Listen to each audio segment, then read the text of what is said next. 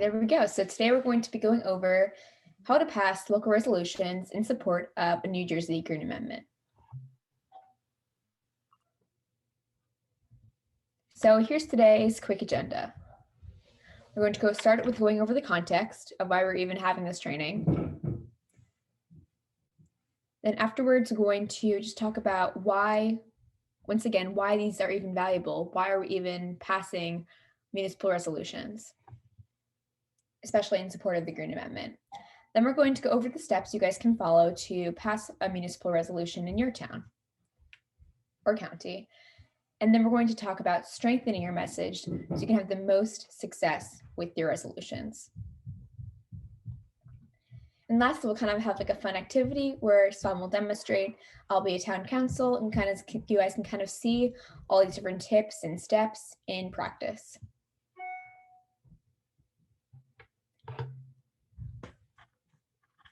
Okay, so once again, why are we even having this training today?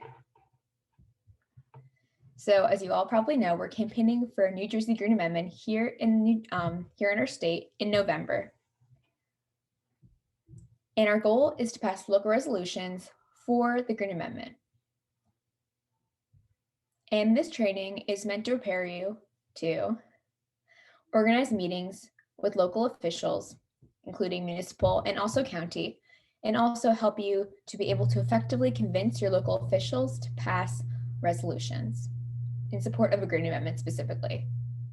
And it's a long process, especially compared to many of our other tactics like lobbying, but remember not to give up and to stay persistent because these municipal resolutions do pay off and they make a big difference. Okay, so let's kind of go over that now. Why are they valuable? What's the point of spending so much time and effort into it? So we're going to start off with a little discussion here. Why do you both think that municipal resolutions are valuable to getting the Green Amendment bills passed or any bills passed? How will it affect the state legislators?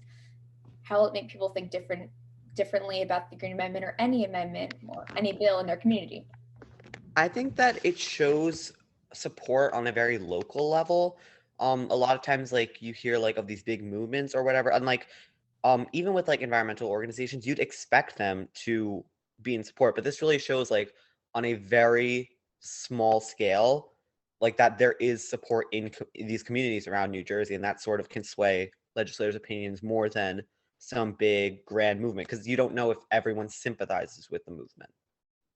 Yeah, great point. Definitely points the state legislators that there's very specific support with their constituents, and that makes a huge difference. Anything else? Yeah, I feel like having like that kind of like grassroots like type movement really like helps build like a base of supporters, which will also could like help try to pass that legislative and they take action as well. It's not just one person taking action. Yeah, it's also really good for recruitment and like spreading awareness and growing the movement, because if we get to the second part of our campaign, the ballot campaign, which hopefully will, which local resolutions will help us get there, that that's the main part is going to be advocacy and public education. So it's kind of helping us there as well. So those are both really good answers, the two main points. We're just going to kind of recap that in the next slide here. So yeah, why exactly are these valuable? So legislators, they take cues from local officials. And local officials are somewhat representing of the whole community. So when a town council is in support or they pass a resolution in support of the Green Amendment, and the legislators at the state level want their support, therefore they will be more likely to be in support of a Green Amendment, and if they're already a co-sponsor, be more likely to act on it because they know that it's their constituents' priority. And obviously, they care a lot about their constituents because in politics, the way our government system works, as you guys know, we elect our state officials, most of our officials, and that means that they want us to be on their good side if they want to get reelected, which many of them do. And this basically urges them to make the Green Amendment a priority. And like I said before, many may co-sponsor, but they may not be active. Like we have half the assembly co-sponsored, but obviously, there's still no action right now. And even though it is like a different year, like a kind of crazy year, there has still been little action. So they will be more active if they're convinced that their constituents believe it is a priority. And then, like Thomas said, it is also an opportunity to grow the movement and to educate the community. Because by presenting it in a public forum, like a town council meeting, any other way you can, it spreads the word in the local government and therefore to the whole community. So now that you know a little bit more why these things are important, why we are making this like one of our priority tactics, let's go more into the steps that you should actually take when you're trying to get one of these passed. So the first step is finding a target. And there's really first 2 preparatory steps.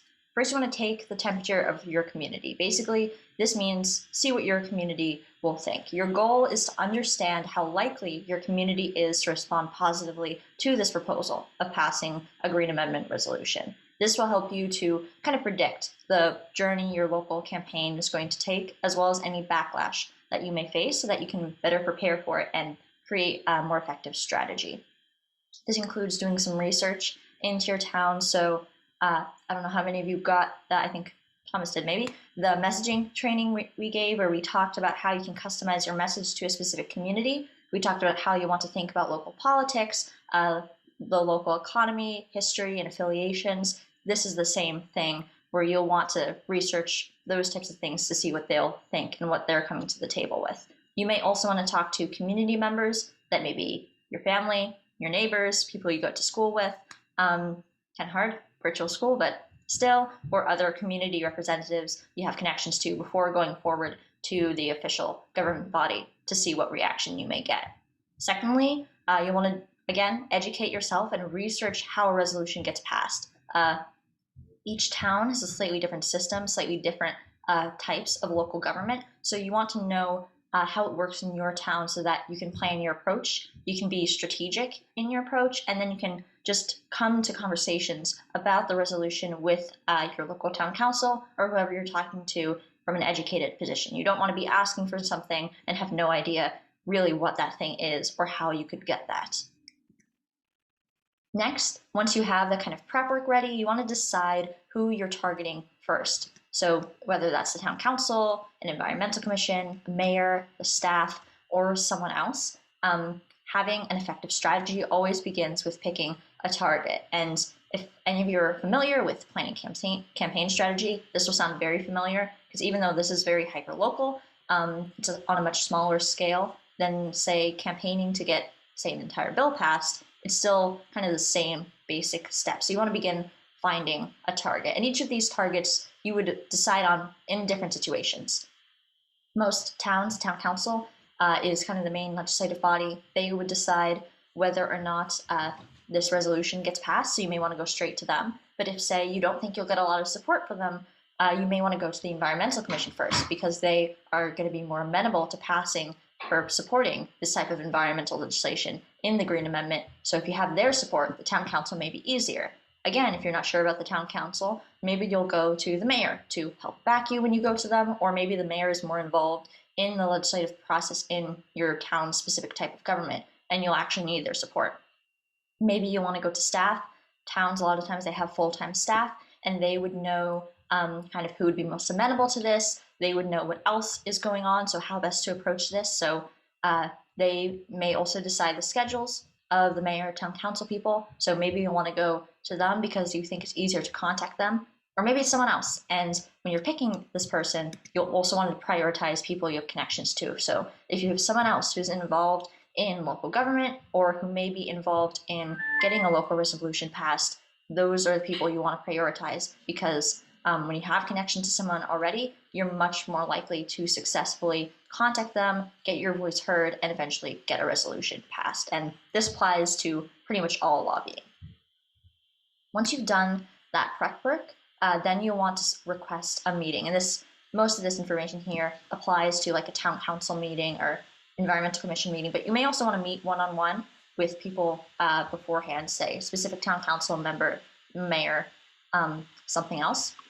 But for these bigger meetings, you'll first want to request time at a meeting. You can start by emailing them, then call them on the phone to follow up, or maybe reach them more directly. And no matter what you do, you want to be persistent, because local governments, they're very bureaucratic. They're dealing with a lot of minutia on a day-to-day basis, so they may not be very fast to respond to you. You just have to be persistent in order to make sure they can't ignore you. So this is pretty much the ideal solution. If you can get a time at a meeting that's actually built into the agenda, it means they're agreeing to hear you. They know that you're coming to talk about the Green Amendment beforehand, so they're prepared, and then you also just have more time. If that doesn't work, then you can speak during public comments. This is less ideal. You have less time, and this is if no time is granted. Say they don't answer you, they say, no, we don't want you coming to speak about this, we're too busy, something else. That is the approach that you'd have to take. So when you're when you're requesting this meeting and you're trying to get your voice heard in this kind of public forum, again, you want to be leveraging your connections. Ask your connections first before you ask someone else. Maybe even if you think they're more important, always go to the connection first, because it will make it a lot easier. And again, this is part of picking your target. And when you're deciding which meeting you're going to present at, or when you're going to present, make sure that you're not coinciding with other big agenda items. So think about what's happening in your town. Maybe if you can get an agenda beforehand, read that agenda before you try and speak at that meeting, because if there is another big agenda item that they're prepared for, that they're focusing on, especially if you are only talking during public comments, that will be very distracting, and it will be much less likely for you to be heard and for the Green Amendment and your argument to be prioritized or even remembered by the town council or other committee members. If you do get time to speak at a meeting, first, you'll want to come prepared. This is the most important thing, goes without saying. You want to come with a presentation or some other notes ready.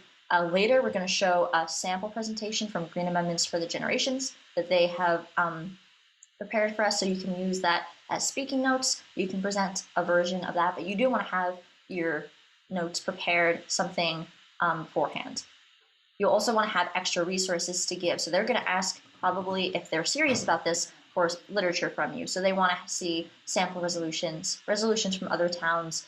Green Amendments has a lot of fact sheets and resources that you can give to them so that they can learn more. They're not going to make a decision based only on what you say to them. They want to have more to read and to look through.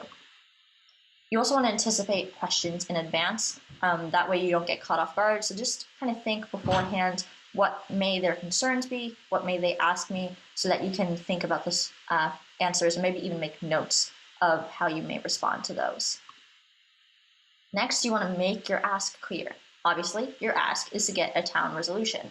Your town council or whoever you're talking to may be hearing about this and this movement for the first time. If they hear Green Amendment, state constitutional amendment, they may be like, how do we fit into this? Why are you talking to us and not to our legislators? So you want to make very clear what you're asking for and how they fit into the picture to avoid confusion. You also want to come with a sample resolution. This is really helpful for towns or whoever you're talking to, because it shows them what's expected of them. It shows them like a solid example of what has been done. And then you can also show resolutions passed by other towns as samples. And this is great for credibility because it shows that other towns have been doing this. They're just kind of joining in. They're not being radical or doing something completely new.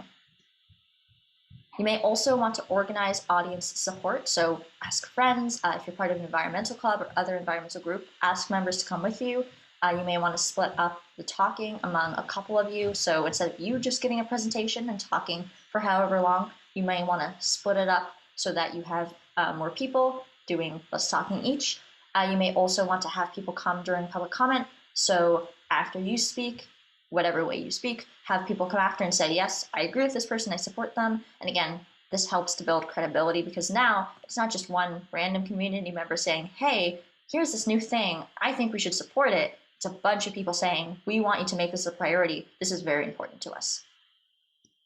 And then finally, you want to be aware of the time limit because you really don't want to get cut off. It lessens your message, makes it seem less professional, that type of thing. No matter which way you present, allotted time or comments, you will have a time limit.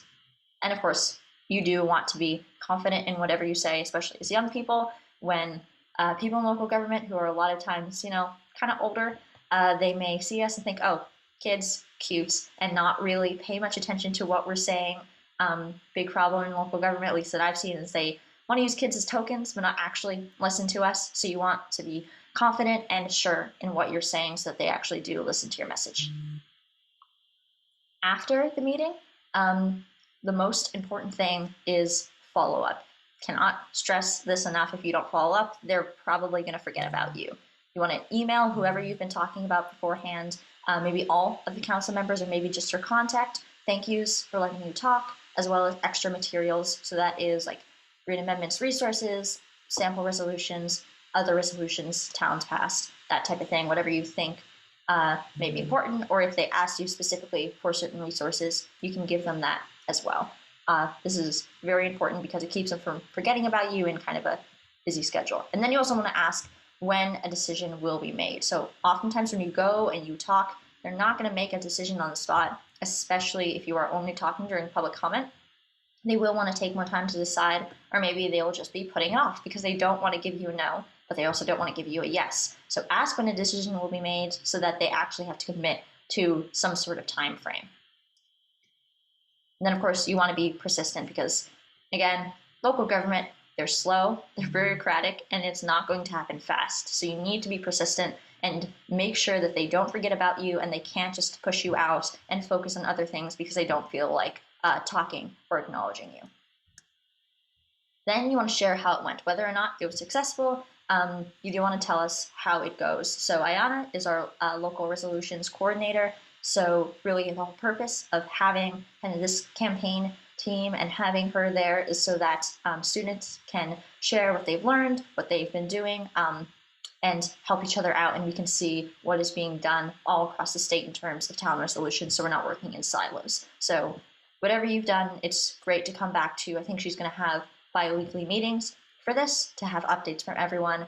That's when you would share.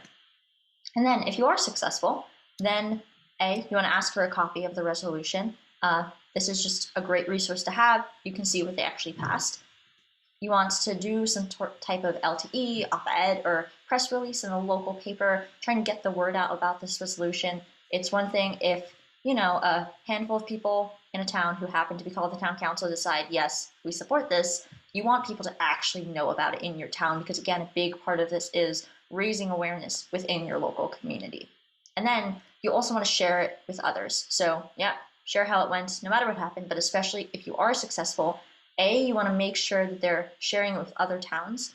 This is actually a piece of the sample resolution where they say this resolution will be shared with this and that town, with these, like maybe county commission, with these legislators. So you do want to have that piece in there to encourage other towns in the area to pass resolutions. If you have connections with people in local government in towns in your area, you'll also want to tell them and share this resolution with them. And then also tell other students, whether it be through our network or other students you may know who would be interested in this, so that they can take your success and use it to build their own arguments if they're fighting for a green amendment in their town. So that's a very important step. Great, so now we have some of the steps. Now we'll go over some of the tips to help you optimize your work. So before you go into this meeting, you should ask a few questions. So the first one, do you want a Green Amendment expert to back you up? So this is a good thing. Green Amendment for the Generations offer to send people to your specific meetings. We can also, we can send backup or help if you would also like us to be there. And these people will be ready to answer questions for you and just help you out if you ever face any opposition or have any questions. Secondly, do you want support from another community leader? It's more of a local leader, not so much an organizational leader. So once again, leverage your connections, and you want to find that person who is an important stakeholder or will help you strengthen your argument, also give you more credibility, and also make you feel more confident when you're giving your presentation. Okay, so the third question, do you want the agenda in advance? Now, like Saul was talking about, you kind of want to know the time limit in advance because that'll help you better decide how you're going to modify your pitch. Maybe you'll shorten up or tighten up a certain part. It'll also give you context of who you'll be talking to and what you'll be talking about. And if the town doesn't post it, make sure to ask. It's really, really helpful. So the fourth question is, do you want to go alone or with a team? And that kind of goes with the first two, but this is also more about in the audience. So it's really helpful to have audience support. So it's really helpful if you, once again, go and you give your presentation, and then afterwards, like Swan was mentioning, if you have people saying, yes, we actually really want a green amendment, it's not just you, it gives you credibility. It also is just a lot more compelling, because if you go in and it's just you and you finish and then no one talks, they're more likely to forget about it. And also it seems like something only you may care about, even if it's not just something you care about, but if other people are there supporting you right afterwards and saying, I want a green amendment here for West Orange, then that's going to be a lot more compelling and going to be a lot more likely for them to actually pass local resolution. You can bring friends, you can bring members of the campaign in their area, environmental club members if you're part of your local environmental club, and it'll bring you credibility and overall confidence through their support. Okay, so with any political thing you're working on, you're always going to have to think about or probably face opposition. So it's really important to handle this well. And worries might include for the Green Amendment, while it is not the most radical bill, limiting business and hurting personal rights. So these are just some top worries, and here's some counters to that. First of all, Green Amendment doesn't exactly hurt business. It actually promotes sustainable development. Just like with any other rights in the Bill of Rights section, like the freedom of speech, if businesses infringe upon these basic legal rights and human rights, they will be punished. It's a protection for the people, not to limit businesses. Also, the market has already moved towards sustainable solutions because they understand that the future of the economy is like sustainable and green. So with the Green Amendment, we're literally just matching the legal system with what the market's already doing. So that's a good thing to bring up. Secondly, it doesn't actually hurt personal rights. It's actually the opposite. It protects personal environmental rights, these basic human rights we literally need just to survive. And it's only limiting if you want to violate them. So yes, it is limiting if you want to take away my right to clean air and clean water. And therefore it's a protection that I need to survive. So it's right for you to be limited in that sense. And also a good thing to talk about with conservatives, if you have like a more Republican town council, it actually does limit the government power via the trust relationship we talk about in our first training. And obviously, if they're conservative town council, they're worried about government abuses of power. Talk about how the Green Amendment does limit the government power over the people and protects these basic rights. Okay, so here's some places that opposition can come from. So it can be business councils, also special interest. They're not always going to find this. Often there's actually little opposition from what people around the state have told us. And such groups concerned about the Green Amendment will be limiting to them. Actually, you won't be concerned if you weren't already violating these basic human rights.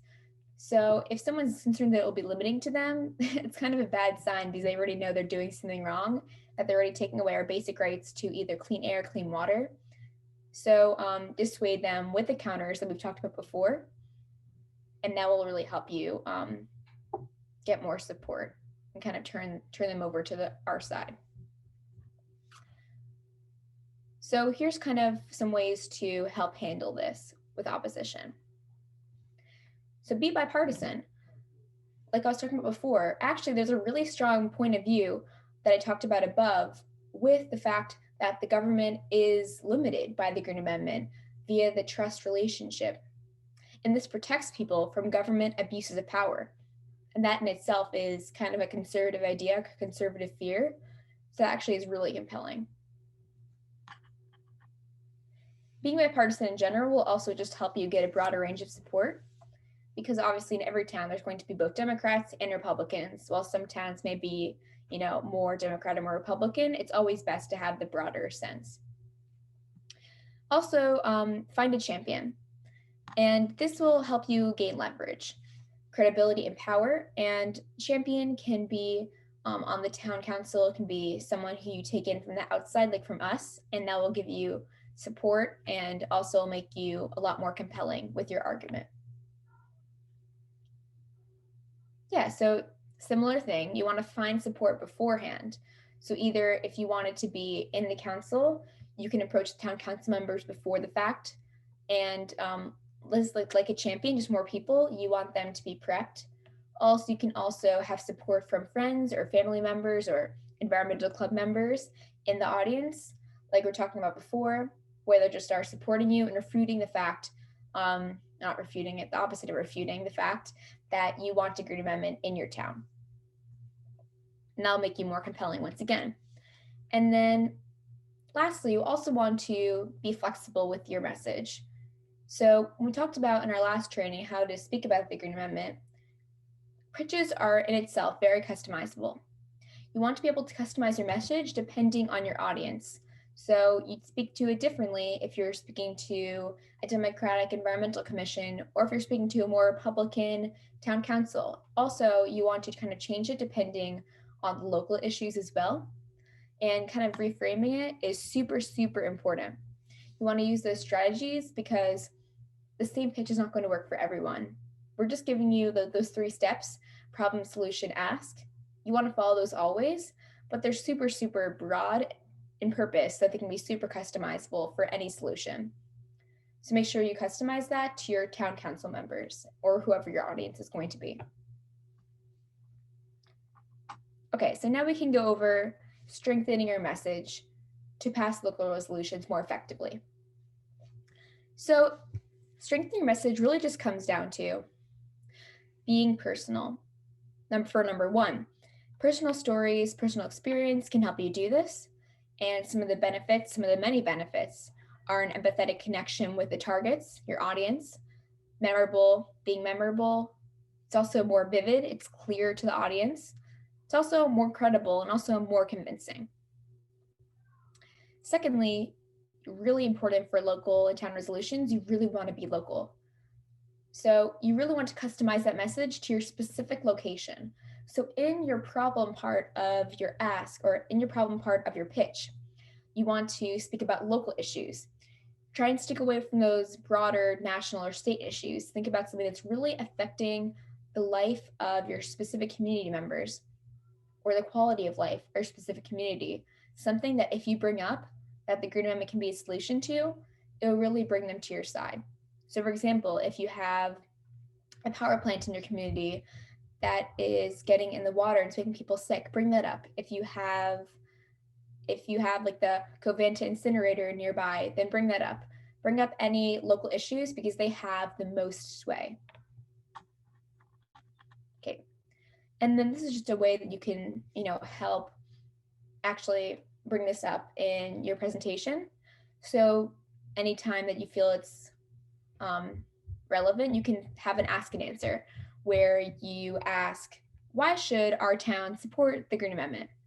And then you yourself, or maybe someone else wants to answer, one of your supporters, maybe you can say, we should support the Green Amendment because it will help us solve the issue of whatever your environmental, like local issue you're going to focus on is, the really local issue, and that will actually help solidify in their minds how its application into our Constitution will actually help your community specifically.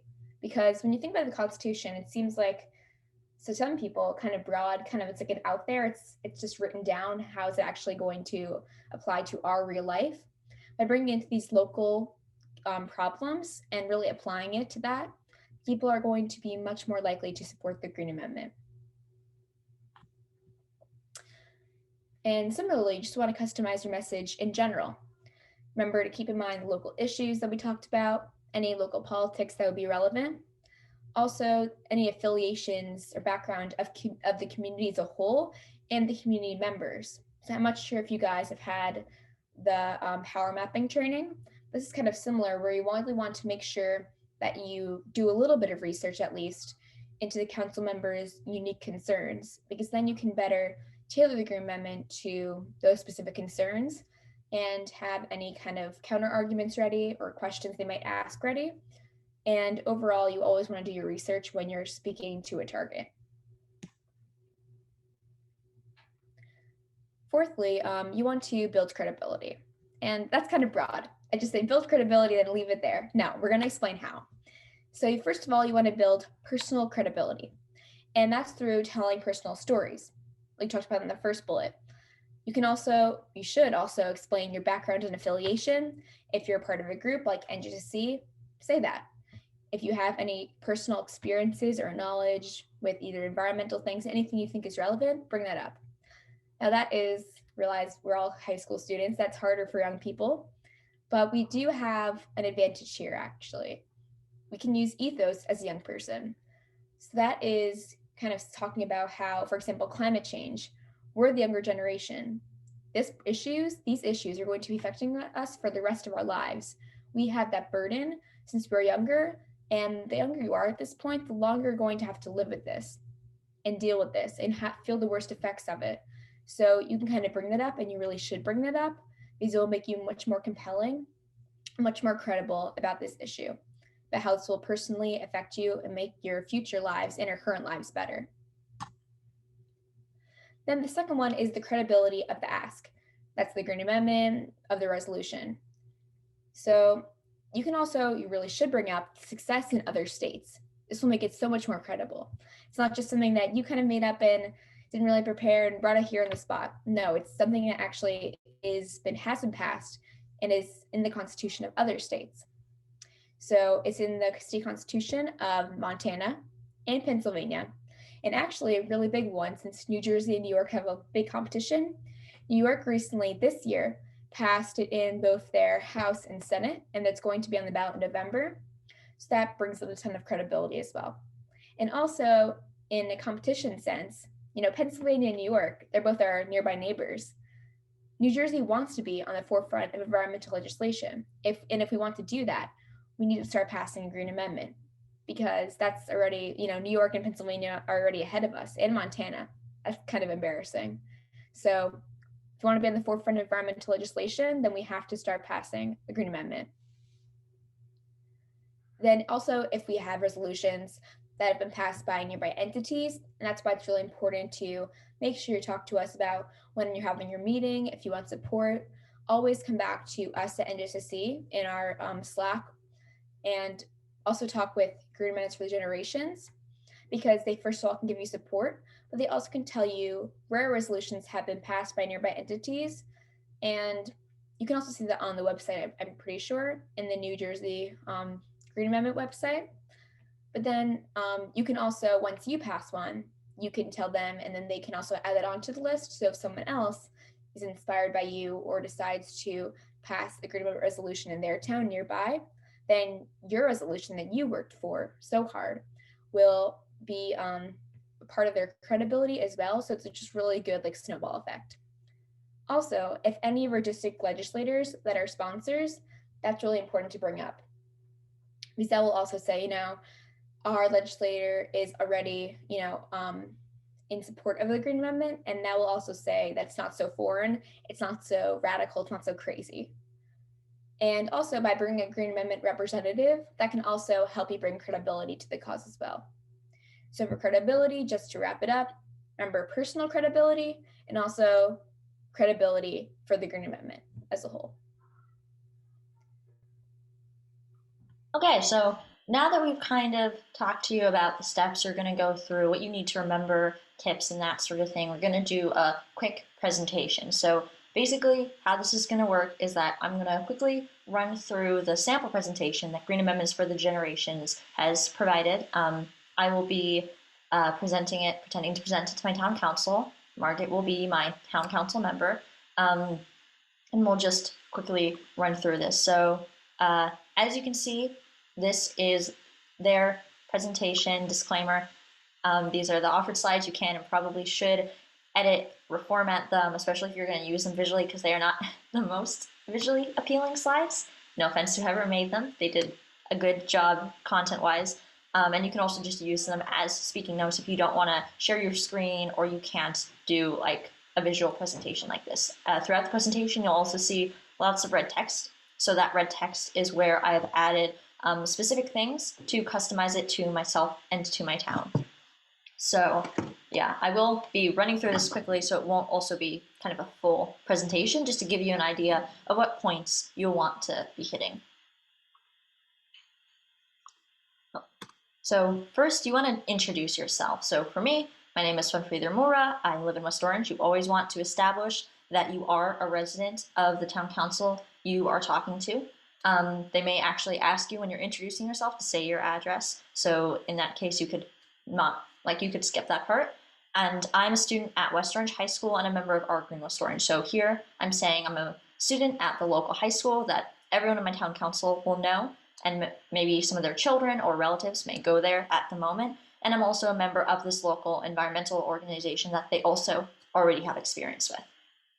You may not want to put it on the side like this, but you do want to state at the beginning your purpose for being there very clearly. So I'm here to request that West Orange passes a resolution in support of the New Jersey Green Amendment because, and then state something that is specific to you or something specific to your community that's a little narrower than just the Green Amendment is great for blah, blah, blah reasons. So for me, it's the environment and the future of my peers do not seem to matter in politics next to money and business. And that is something I have seen in the local politics I have been involved with in the past. After that, you want to introduce the Green Amendment because more likely than not, their council members or whoever you're presenting to has no idea what this is or what you're talking about.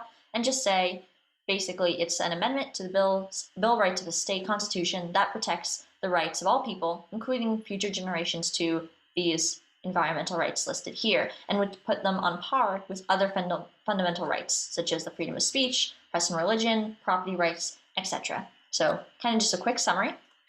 And and then after that, you want to go into the benefits of a Green Amendment. So first, just general benefits. You can see there's no red on this slide because this slide, it applies to everyone in New Jersey. So we need a Green Amendment because clean water and air and healthy environments are essential for living happy and healthy lives and the survival of future generations. So this is where you can bring in that ethos as young people that Margaret was talking about, because we're the future generations, and if you adults who are in power are saying you care about us, you should pass a Green Amendment because these things are essential to our survival, and anything less, pretty hypocritical. Many also assume that these life-sustaining rights are protected, but shockingly, only 2 states in the US actually do protect these rights sufficiently.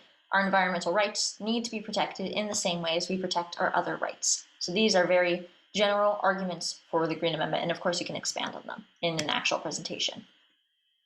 Then you can see a lot of red on this side because going more specifically into why a Green Amendment would help your town and how it would actually apply in the local situation. So here, green, for my town at least, in West Orange, green and open space is repeatedly losing out to next to other concerns such as budget, profit, and business. So we're losing this type of open space. Climate change, from rising summer temperatures to increasingly damaging storms, is already hurting the health and safety of our community. This is something that applies to probably most communities in New Jersey. Polluted air is increasing the rate of asthma, heart disease, lung cancer, ADHD, and Alzheimer's. And then you can see in red here, specific to my town, West Orange on a good day only has moderate air quality, which is still dangerous to many of our at-risk groups living here. So you may want to look up the air quality of your town and see how well it's doing there. Communities with a higher percentage of minority, low-income, and immigrant communities continue to be disproportionately targeted for high rates of pollution, industry, and development throughout New Jersey.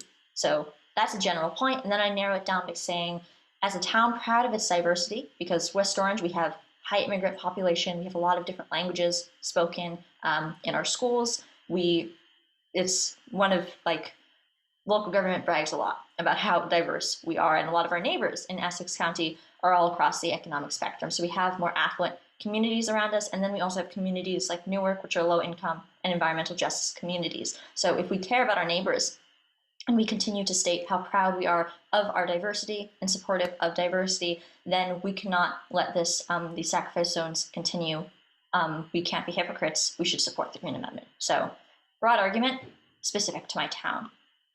And then after you go to specific to your town, you want to talk about you personally. And again, this is building your credibility and talking about your motivation. So as you can see, all of this is red because all of it is specific to me. So I've been participating in environmental activism for a while, and it's something I'm very passionate about and will probably spend most of my life or all of my life working on. However, a lot of the times it is a series of losses, especially on a larger scale with the climate crisis. So without our environmental rights being legally acknowledged, this is a fight that may continue to be lost forever because as a young person, I don't feel that my rights are respected or older generations care much about them. So this is something you can customize. It can, we talked about in our last training, finding your own story. This is where you would put those details in. Then you can talk about how the Green Amendment will specifically help your community. So you've talked about the problems in your specific community. Now you want to go into the effects of a Green Amendment. So a lot of these are general, protect our environmental rights, which is helpful. It will support our municipality in strengthening local environmental protections. These are things in red I've added, but they can be applicable to many different situations. So they give us the opportunity to improve local environmental issues. Then you may want to state or list some environmental issues there. So loss of green space, urbanization, bad air quality, etc. And then they would also make us leaders in the fight for environmental rights and equity and a greener future. So a lot of towns, they want to be seen as forward thinking. They want to be leaders in the broader community of their county or their state. So saying this as a point in showing your town that this is an opportunity for you to take a leadership position on something like this and kind of enhance like your, what's the word here, your image, say, as a town, that is oftentimes a good argument. Then just kind of go more into specifics about the status of the Green Amendment. You don't have to read it through, but give them a chance to look at what it actually is, maybe bold or turn a different color, some important language, and then talk about the sponsors to say that we do have already a lot of support in both chambers of the legislature. So there is a pretty likely chance that this will pass. It's not a huge long shot. And then also Democrats and Republicans, it is kind of bipartisan. And finally, remember, you want to make your ask very specific. So maybe don't write the ask, but say very clearly that you are here to request that your town, for me, West Orange, passes a resolution in support of the New Jersey Green Amendment. Clearly written out, no confusion about it at all. Put it at the end so that they remember it when you're talking about it. And here you may also want to talk about reasons that they may want to support this. So for me, I say Essex County has already passed a resolution like that. This is my county. These are people that the town council are aware of and work with. And then you may also want to say that your legislators, if any of them co-sponsor, they also do that. Just build credibility and ethos around your ask. Then say, a resolution in support will send a powerful message to our state legislators who are now deciding their position on this important issue. So say if you're like me and all of your legislators have co-sponsored, this may be worded slightly differently. So you may want to say, our legislators are co-sponsors, but they're not as active as they should be. So we should pass this resolution to show them that they should make this a priority or something like that. Basically state why a resolution is important to you and how it will help the situation. And then pretty powerful argument, don't the people of New Jersey deserve the right to vote on whether or not they want this amendment? Demonstrated community support gets us one step closer to that vote. So again, how their resolution would support this. And then finally, make sure to say, thank you for giving you the opportunity to say this. If you're doing a public comment, this would not be a slide. All of this would be condensed and you would just say, thank you for your time, good night, or something like that. But if you can do a presentation like this, make sure you state that you'll follow up with sample resolution language and other information. Give them your contact info as well as the contact info for green amendments for the generations, that type of thing. And then open up to questions. So Margaret, my town council, all in one person. What do you think? It's interesting. I'm actually pretty concerned for our local businesses. Will the Green Amendment infringe upon local business interests if enacted?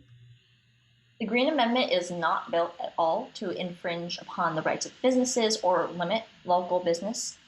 For one, we can already see that local business, it's turning the tide and becoming more sustainable and seeing that it's better for business to become greener and already respect these environmental rights and be more environmentally and climate friendly. So really, it's not imposing on businesses who are already moving away from this type of thing. If a business decides that it's going to violate our essential rights, just like if they violate our property rights or our freedom of speech rights. Yes, that's going to happen and they are going to be limited in that action, but it's the same as how we're not going to allow them to violate our other fundamental rights. So this has been a question before in other states. Pennsylvania, pretty sure there was a court case where they asked this question, is the Green Amendment limiting to business and to development? And the court ruled that no, that's not what it's meant for. It's only meant to prevent harm to the people. So. Okay, interesting.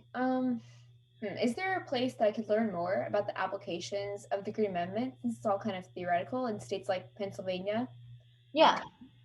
The Green Amendments for the Generations website, which I will send in my follow-up, or also just forthegenerations.org if you want to type that in. They have a very long resources page with legal opinions, with examples of how this is applied in Pennsylvania and Montana, examples of different cases and places the Green Amendment applied.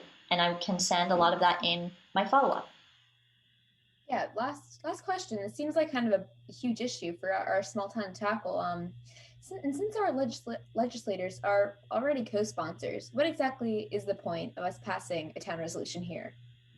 So yes, all our legislators are already co-sponsors, so it would be more powerful if they weren't co-sponsors. However, it's still really important to energize our legislators on this issue because they are focusing on a lot of other things right now. And even though we do have some pretty good legislators who are co-sponsors, they could be doing a lot more. So in order to get this passed, we need them to be urging Senate President Sweeney and Assembly Speaker Coughlin to actually take action on this, as well as asking their other legislators to co-sponsor. So that's very important. And then also, we're not only aiming this at our legislators, we're aiming this at other towns. So neighboring towns, some of whom are in different districts, whose legislators may not co-sponsor, we want them to be passing resolutions too. So West Orange, whatever town you're in, passing a resolution would be very helpful in spreading the word and spreading local support. Right. Well, I personally haven't had a meeting yet with my town council, so I'm not exactly sure what they would end off by saying, but probably either yes or, maybe not or no. So probably they would not make a decision like at the actual meeting. They would probably say, we'll get back to you or contact us further, especially if you're speaking during public comments. They may, they're unlikely to make a decision right there, especially if it's a yes. A yes will 99% of the time not come the very first time they're hearing this, unless you have talked to all of them beforehand. Probably not. All right, so then we'll be in touch with you. Thank you so much for your time, and thank you so much for coming and talk to us. Really inspiring as a young person. So now that we just kind of ran through a quick version of what that type of thing would look like, does anyone want to volunteer to practice answering questions about the Green Amendment, or try presenting one of these slides, obviously kind of editing the content to fit your specific situation? Can I try the questions? Yeah. Okay, so see. Did we ask all these questions? We pretty much did. So, I have some of them. Why should we listen to you as a student? You're kind of young. You don't have too much experience in this. Why should we believe you on this? Well, for one thing, it's important to note that we are backed by organizations that have essentially built a grassroots movement around this idea. Additionally, we have the precedent established by Pennsylvania and Montana in proving that such an amendment is practically possible for a state to implement. And another reason is that the kids are the future, and we are the ones that are going to have to be dealing with this climate crisis and with all the other environmental issues that are facing us right now. And so it's really important for us to start taking our future into our hands and bringing this issue before you all so that you can make the right decision on behalf of the environment. How's that? Yeah, good. Answer. How exactly would this work in context? So I know you talked about like all the local issues that we're facing. How would the Green Amendment in the legal system actually affect us here in our community? How would it actually improve our lives here? Well, the Green Amendment ensures that every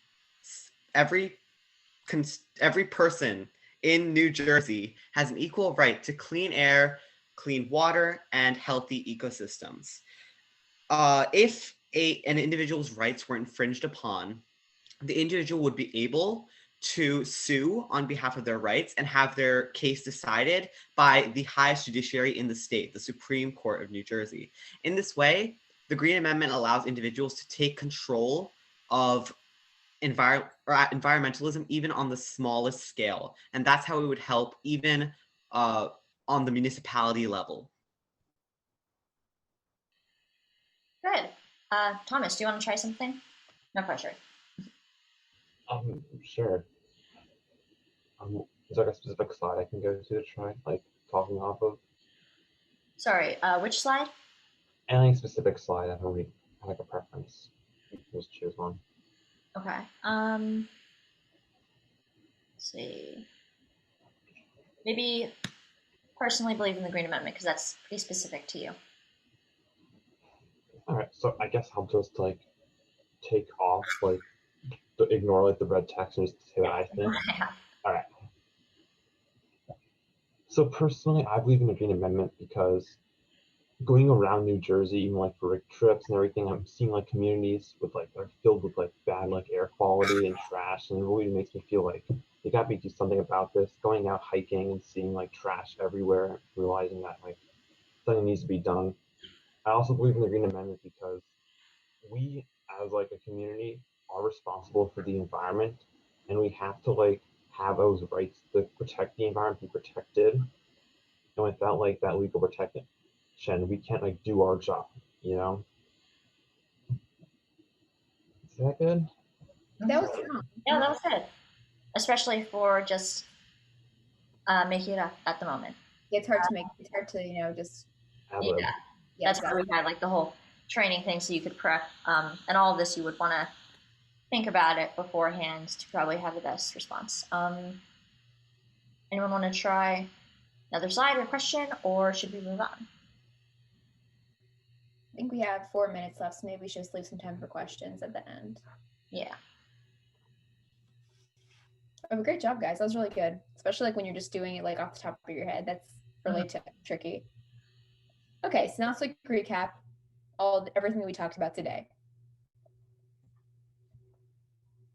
So we started with the context. Basically, why are we even having this training, and why we need everyone working towards to pass Green Amendment resolutions, and how they'll actually impact your legislators. Next, talked about, similar in the same vein, why these municipal resolutions are so important. And they show legislators that their constituents want and that they really need a Green Amendment. And if they are already a co-sponsor, it really makes them prioritize it and have to take action on it. Or not have to, but kind of incentivizes them to make action on it. Then Sven went through the steps.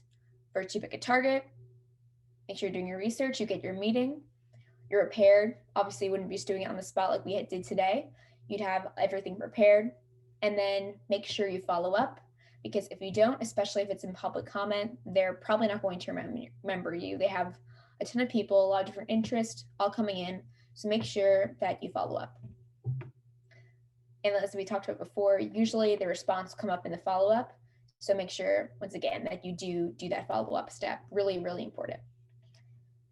Then we went over the tips to ask and answer important questions. You also really need to be prepared for any opposition. You guys did a great job talking about that today. And then lastly, you want to strengthen your message. You want to be personal. You want to talk locally. You want to customize your message and talk about your personal storytelling. Customize your message really just depends on the audience, the perspective of the town council, environmental commission, whoever you're talking to. And then you want to build credibility, both personal and also for the Green Amendment movement and for the Green Amendment as a whole. Great, so any questions? I have 2 questions. So for the first thing is, this was all, it seems like it was like a pre-pandemic time. So do you have any tips on how to get involved with our town council, like over Zoom? Like if we can't get out? It may seem like a lot of this is like pre-pandemic, but I made this just a few weeks ago, and most of it, at least in my experience, is still applicable. So you can still obviously email and call people. It may be a little harder during the pandemic, but you can still have that option. And then most, at least in my town, the town council still has open meetings on Zoom, so you can just they're pretty much the same. Public comments, they build an agenda, they have different people come in to talk about whatever is on that agenda, except it's all on Zoom. So instead of having to drive to town hall, you can just log onto it. And usually that information to join is on your town's website. At least that's in my experience. Each town probably does it a little differently. Some may be doing it in person, but they're required by law to have open public meetings with public comments and all this stuff. So they can't change the structure from in person too much. Okay, yeah, I'll go ahead, Margaret. I was just gonna say, yeah, the only thing it might be virtual, but you can still have the same presentation. Okay, yeah, I'll look into that. I was just confused as to like I wasn't sure what platform they were holding it on, but I guess that is individual per town. And then my second question was, do you guys think it would be effective to work on like do you think it'd be more effective to do town resolutions or county resolutions? Does it matter? That really depends on which you think is easier and what your local situation is. So this is a question that we were asking a lot when we Yeah. were getting this same training, and that's pretty much the answer we got. Whichever you think is going to be easier and pass a town resolution faster, you should go. Wherever you have better personal connections, you should try. Um, if you have none of those things and it would be feels exactly the same either way, then just maybe pick one. Maybe go county because it's bigger and they have overview over more towns. Maybe not. I don't think it has a huge difference in terms of the weight. Something that they did bring up a lot was that passing local resolutions is kind of a lengthy process, a lot longer than any of our other tactics for the campaign or for the Green Amendment as a whole. So definitely keep in mind the time frame. So we want to get it passed by both houses by June, or the end of June. So now is about the beginning of March. We don't have a ton of time to take on an ambitious town resolution in um, a big place in a big municipality. It takes a lot of time, a lot of probably hearings. I haven't personally gone through it myself, but from what I've heard, it is a lengthy process. And it's best to keep that in mind when you're discussing. And I believe, I'm not sure, but I get the impression that town resolutions might be a little bit shorter than a county resolution. I mean, I think, I'm not sure exactly. I'd have to look into that, but it seems intuitive. And then also, like Swan said, keep in mind those connections. If we have someone already working on a town resolution in either county or your town, definitely work with them and don't go for the other one. Yeah, it's kind of a case by case basis. I think Swan, you're in Essex County, right? So they already have a county resolution. So just kind of weigh the options. If you want to, the best thing is just to take action. As David was telling us the other day, don't spend too much time. Like, if it takes you more than a few minutes to kind of choose your direction, then you're taking too long. The most important thing right now is action. But if you do have any questions and you're really unsure, you can always just DM him or go at the 5:45 time with him before the meeting and then kind of get some input there. Swan, Yeah. did you have any insider in like info on like the difference in timeline between like town and county? I'm not sure, just from previous experience talking with my town council and talking with my county commission, they both seem to move at an equally sluggish pace. So I would not say either one just intrinsically is faster, but it probably depends on your situation. And for if you don't know, I think Thomas probably doesn't. There is weekly, every Thursday night at 6, calls for everyone working in New Jersey on the Green Amendment, and from 5:45 to 6, that's where David, the New Jersey coordinator who has a lot of experience in lobbying and this type of thing, takes individual questions. So if you have questions that are specific to lobbying, to local resolutions, and specific to your area especially, that's a good time to sign on. And I think you are in the Green Amendment Slack, so you can sign on from there where Colleen shares the link. But don't think that Margaret was just like, it's very slow, and I'm talking about how sluggish local government is. Don't think this means that you should not spend your time doing a local resolution. They are very weighty. Once you get them, they can be very powerful to your legislators, so they are worth it.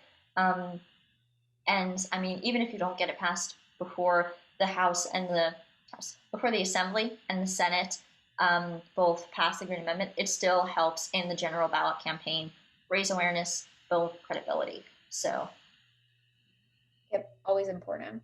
You don't be dissuaded. We weren't trying to do that. We're just trying to be a little bit practical, but at the same time, You're good. super important. Any other questions, either of you guys? It was a good question, Arus. We had the same exact one when we were going through this process.